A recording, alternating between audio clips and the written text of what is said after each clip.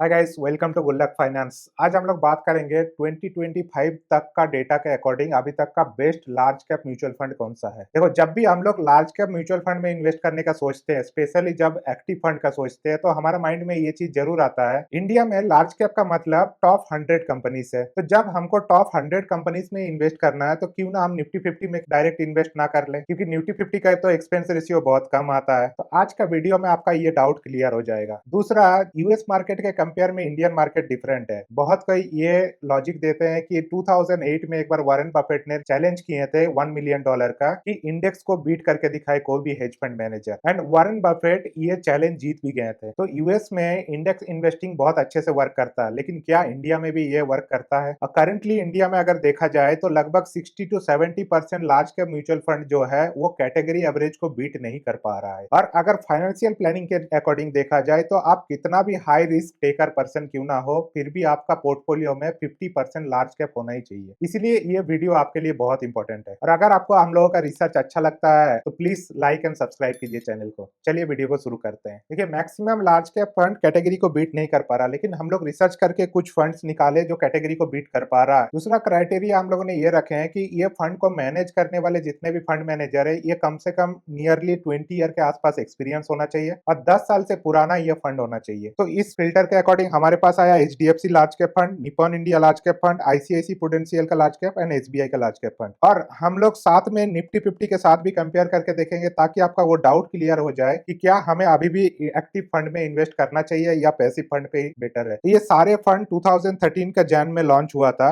और सारे के सारे फंड मैनेजर को देखा जाए तो लगभग 20 ईयर नियर बाय या 20 ईयर से ऊपर ही एक्सपीरियंस है। एचडीएफसी का देखा जाए तो एयूएम है 40,000 करोड़, निपॉन का 50,000 करोड़ और आईसीआईसीआई का सबसे ज्यादा है 78,000 करोड़। वही एसबीआई का 55,000 करोड़ और यूटीआई निफ्टी 50 का लगभग 26,500 करोड़। और सारे का बेंचमार्क है एसएनपी बीएसई 500। और एक्सपेंस रेशियो देखा जाए तो मेन डिफरेंस यहीं पर आ जाता है एक्टिव फंड और एक पैसिव फंड में। वही यूटीआई का देखिए, अगर पैसिव फंड का तो 0.19% सिर्फ एक्सपेंस रेशियो है, क्योंकि ये पैसिव फंड है। फंड मैनेजर को इसमें बहुत ज्यादा मेहनत नहीं करना पड़ता स्टॉक्स ढूंढने के लिए। लेकिन बाकी का फंड में देखा जाए तो सबसे ज्यादा एक्सपेंस रेशियो है एचडीएफसी का लगभग 1% के आसपास। उसके बाद आता है आईसीआईसीआई का 0.85, फिर एसबीआई का 0.79 और सबसे कम आता है निपॉन का 0.66। और क्रिसेल रेटिंग देखा जाए तो 5 स्टार का रेटिंग मिला है निपॉन एंड आईसीआईसीआई को, और एसबीआई और एचडीएफसी को 4 स्टार का रेटिंग मिला है। देखिए, रेटिंग एजेंसी में बहुत ज्यादा भरोसा करने की जरूरत है नहीं, क्योंकि 2008 का क्राइसिस को अगर देखोगे तो वहां पर ट्रिपल ए रेटेड बॉन्ड ही सबसे ज्यादा डिफॉल्ट किया था और पूरा क्राइसिस उस ट्रिपल ए रेटेड बॉन्ड की वजह से ही हुआ था। इसलिए रेटिंग एजेंसी को बहुत ज्यादा सीरियसली लेने का जरूरत है नहीं। नंबर ऑफ स्टॉक्स देखा जाए तो एचडीएफसी का 52 स्टॉक्स है, निपॉन में 75 स्टॉक्स है और आईसीआईसीआई में सबसे ज्यादा 88 स्टॉक्स रखे हुए हैं। एसबीआई का 48 स्टॉक्स है और निफ्टी 50 का तो फिक्स है 50 स्टॉक ही रहता है। और कैटेगरी एवरेज अगर देखा जाए तो 65 स्टॉक्स रखा हुआ है। अब आ जाते हैं इंपॉर्टेंट पार्ट पे टेक्निकल कंपैरिजन में। अगर बीटा देखा जाए तो बीटा में सबसे ज्यादा बीटा है निपॉन का और एचडीएफसी का। बीटा बताता बेसिकली वोलेटिलिटी, ये 1 से जितना कम रहे उतना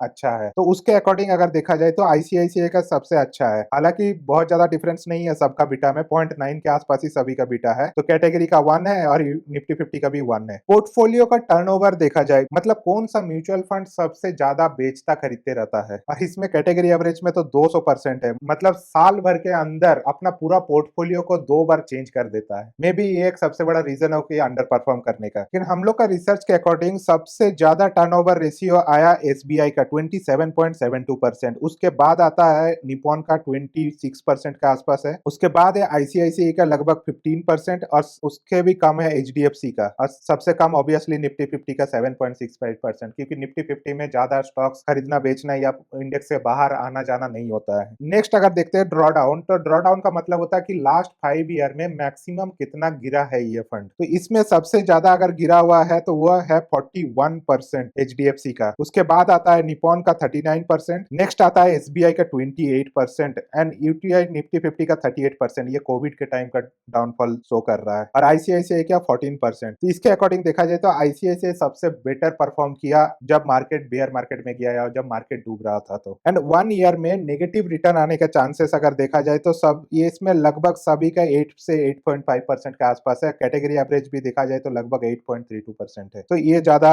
सोचने वाली बात है नहीं, क्योंकि जब भी हम लोग लार्ज कैप में इन्वेस्ट करते हैं या इक्विटी में इन्वेस्ट कर रहे हैं तो मिनिमम हम लोग 3 to 5 ईयर का होराइजन लेके चलते हैं। और 3 ईयर का होराइजन इसीलिए लेने बोला जाता है क्योंकि 3 ईयर में नेगेटिव रिटर्न देखिए पूरा का पूरा कैटेगरी में 0 है। नेक्स्ट देखते हैं standard deviation ratio. Standard deviation जितना कम हो उतना अच्छा है और इसमें भी देखिए पूरा कैटेगरी का अगर देखा जाए तो लगभग 11.5 से लेके 12.5% के आसपास कैटेगरी एवरेज को देखा जाए तो है। तो इस केस में लगभग सभी ने सिमिलर परफॉर्म किया है। नेक्स्ट पैरामीटर है शार्प रेशियो। शार्प रेशियो ये डिफाइन करता है कि रिस्क एडजस्टेड रिटर्न कितना अच्छा है। मान लो कोई फंड ने बहुत ज्यादा रिस्क लिया, उसके बाद वो रिटर्न दे रहा थोड़ा सा ज्यादा, और उसी के कंपेयर में अगर कोई फंड ऐसा दिखे कि जिसने रिस्क कम लिया है और उसमें रिटर्न भी ठीक ठाक दे दिया, तो हमें रिस्क एडजस्टेड रिटर्न देखना जरूरी है। तो इसमें जिसका नंबर सबसे ज्यादा है वो ज्यादा बेटर है और उसके अकॉर्डिंग देखा जाए तो एचडीएफसी ने सबसे अच्छा रिस्क एडजस्टेड रिटर्न दिया है, जबकि कैटेगरी एवरेज में 0.96 है और निफ्टी 50 का 0.54 है। तो लगभग 1 के आसपास अगर रिस्क एडजस्टेड रिटर्न में देखा जाए तो एचडीएफसी, निपॉन एंड आईसीआईसीआई है और इसमें भी सबसे खराब परफॉर्म किया अगर एक्टिव फंड में देखा जाए तो एसबीआई ने। नेक्स्ट जैसे पीई,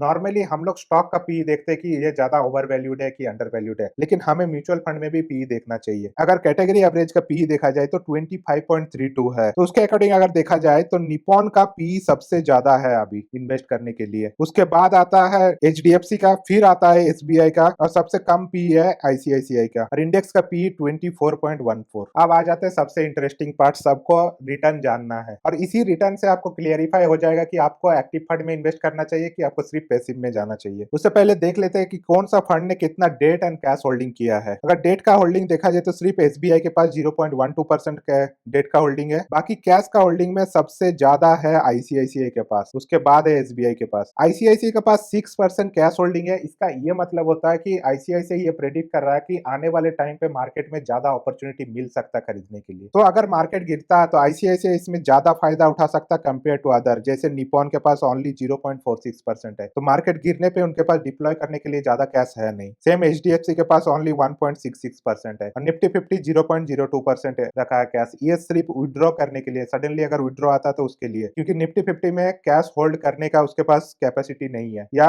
ऐसा कहा जाए कि सेबी के रूल के अकॉर्डिंग वो कैश होल्ड नहीं कर सकता क्योंकि ये पैसिव फंड है। अब अगर 1 ईयर का रिटर्न के अकॉर्डिंग देखा जाए तो देखिए लोगों ने बहुत बोला कि लास्ट 1 ईयर पे मार्केट ने बहुत गंदा परफॉर्म किया, स्टॉक मार्केट कहीं गया ही नहीं और बहुत सारा फियर मॉन्गरिंग किया गया, लेकिन जब हम लोग रिटर्न देखते तो ऐसा नहीं दिखता है। जबकि 1 ईयर का कैटेगरी एवरेज अगर लार्ज कैप का देखा जाए तो 7.69% है, जो कि बहुत बुरा रिटर्न तो नहीं है क्योंकि पास्ट 3-4 साल में काफी अच्छा स्टॉक मार्केट रिटर्न दिया। उसके बाद भी अगर एक साल में, लगभग ये साल एंड होने वाला है, तो जनवरी से लेकर दिसंबर 2025 तक देखा जाए तो 7.5% का रिटर्न बहुत बुरा नहीं होता है। और उसी जगह निफ्टी 50 ने 10.81 लगभग 11% का रिटर्न दिया है। लेकिन अगर इसको एक्टिव फंड से कंपेयर करें तो किसी ने निफ्टी 50 को बीट नहीं कर पाया है। सबसे ज्यादा अगर किसी ने रिटर्न दिया तो उसमें 10.79 सिर्फ आईसीआईसी ने रिटर्न दिया है और उसके बाद आता है एसबीआई ने 9.31 और सबसे खराब परफॉर्म किया 1 ईयर में एचडीएफसी 7.91। हालांकि खराब नहीं है, कैटेगरी एवरेज को तो इसने बीट कर ही दिया है, लेकिन जब 3 ईयर का रिटर्न देखते हैं तो कहानी पलट जाता है। 3 ईयर में कैटेगरी एवरेज दिया 16.85 और इसको बीट किया लगभग सभी ने। अगर नियर बाय थोड़ा सा देखा जाए तो एचडीएफसी में ऑलमोस्ट बीट कर ही दिया है, निपॉन ने काफी अच्छे से बीट किया है एंड आईसीआईसीआई ने भी 19% से बीट कर दिया है। लेकिन एसबीआई का देखा जाए तो परफॉर्मेंस बहुत बुरा है, वो कैटेगरी को बीट नहीं कर पाया। हालांकि निफ्टी 50 को तो बीट कर दिया लेकिन कैटेगरी एवरेज को बीट नहीं कर पाया एसबीआई ने। सेम चीज जब हम लोग देखते हैं 5 ईयर में तो कैटेगरी एवरेज आता है 16.61, लगभग 16.5% का रिटर्न है और इसको बहुत अच्छे से बीट किया है निपॉन ने 21.5% से। उसके बाद आता है आईसीआईसीआई ने 19% से और फिर आता है एचडीएफसी ने 18.3% से। लेकिन जब एसबीआई का रिटर्न देखते तो यहाँ भी वो कैटेगरी एवरेज को बीट नहीं कर पाया एसबीआई ने, लेकिन निफ्टी 50 को बीट कर दिया तब भी। सेम जब 10 ईयर का रिटर्न देखते हैं तो कैटेगरी एवरेज ने दिया 14.1% का और इसमें सबसे अच्छा परफॉर्म किया निपॉन ने, लगभग 16% का रिटर्न दिया। उसके बाद आईसीआईसीआई ये भी लगभग 16% का रिटर्न दिया। एचडीएफसी ने 14.5% का रिटर्न दिया, लेकिन यहाँ पर भी एसबीआई ने 10 ईयर में भी बीट नहीं कर पाया, ना ही कैटेगरी एवरेज को बीट कर पाया, ना ही निफ्टी 50 को बीट कर पाया। तो इसके अकॉर्डिंग देखा जाए तो एसबीआई लॉन्ग टर्म में काफी बुरा परफॉर्म किया है, लेकिन बुरा परफॉर्म करने के बाद भी 5 ईयर का अगर रिटर्न देखा जाए तब भी निफ्टी 50 से बेटर परफॉर्म किया है। तो इससे ये पता चलता है कि अभी भी इंडिया में एक्टिव फंड का स्कोप है, लेकिन अगर आप अच्छा एक्टिव फंड चूज कर पाते हो तभी, क्योंकि 60 to 70% एक्टिव फंड भी कैटेगरी एवरेज को बीट नहीं कर पाया है। आप देख लेते हैं रोलिंग रिटर्न, क्योंकि ट्रेलिंग रिटर्न में हमें एक्चुअल पिक्चर नहीं पता चलता है, लेकिन रोलिंग रिटर्न में हमें एक्चुअल चीजें पता चलती है। देखिए अगर 1 ईयर का रोलिंग रिटर्न देखा जाए तो कैटेगरी एवरेज ने 8.5% का लगभग लगभग रिटर्न दिया है और निफ्टी 50 में इंडेक्स फंड का एक्टिव कैटेगरी एवरेज को भी बीट कर दिया 9.73%। और इसमें सबसे अच्छा परफॉर्म किया आईसीआईसीआई ने 10.23%, जबकि निपॉन ने परफॉर्म किया 9.27% और उसके बाद आता है एसबीआई 8.2% और सबसे खराब परफॉर्म किया एचडीएफसी ने 6.61%। ये 1 ईयर का रोलिंग रिटर्न है। लेकिन जब 3 ईयर का देखते हैं तो यहाँ भी पिक्चर बदल जाता है। कैटेगरी एवरेज है लगभग 18% के आसपास और 18% के अकॉर्डिंग सबसे अच्छा परफॉर्म किया निपॉन ने लगभग 19.5% का, उसके बाद आईसीआईसीआई ने लगभग 18% का और फिर एचडीएफसी ने लगभग 16% का रिटर्न दिया है और सबसे खराब परफॉर्म किया यहाँ पर एसबीआई ने 14.39। इसने कैटेगरी एवरेज को बीट नहीं कर पाया लेकिन निफ्टी 50 को इसने बीट कर दिया। और 5 ईयर का अगर रोलिंग रिटर्न दिखाया जाए तो कैटेगरी एवरेज बहुत अच्छा है, लगभग 21% कैटेगरी एवरेज है। कंटिन्यूअस 5 ईयर से 21% से सीएजीआर देना ये कोई मतलब छोटी मोटी बात नहीं है। और इसके अकॉर्डिंग अगर देखा जाए तो सबसे अच्छा परफॉर्म किया निपॉन ने 23.5%, उसके बाद आता है आईसीआईसीआई ने लगभग 21%, फिर एचडीएफसी में आता है 20% के आसपास और निफ्टी 50 ने 16.22% और एसबीआई ने 17.7%। यहाँ भी इसने कैटेगरी एवरेज को बीट नहीं कर पाया। तो देखिए ये रिसर्च में आपको ये तो क्लियर हो गया कि इंडिया में अभी भी स्कोप है एक्टिव फंड से पैसिव फंड को बीट करने का, लेकिन अगर आप अच्छा फंड चूज करते हो तभी ये कर सकते हो। इसीलिए यूएस का सिनेरियो बहुत डिफरेंट है कंपेयर टू इंडिया का सिनेरियो, क्योंकि वो ऑलरेडी एक डेवलप्ड कंट्री है और उसमें पूरे दुनिया का पैसा वहां पर जाता है, जबकि इंडिया का सिनेरियो थोड़ा डिफरेंट है क्योंकि पैसिव फंड मैनेजर के पास ये फ्लेक्सिबिलिटी नहीं होता है कि वो जब चाहे थोड़ा डेट पे रख सके, थोड़ा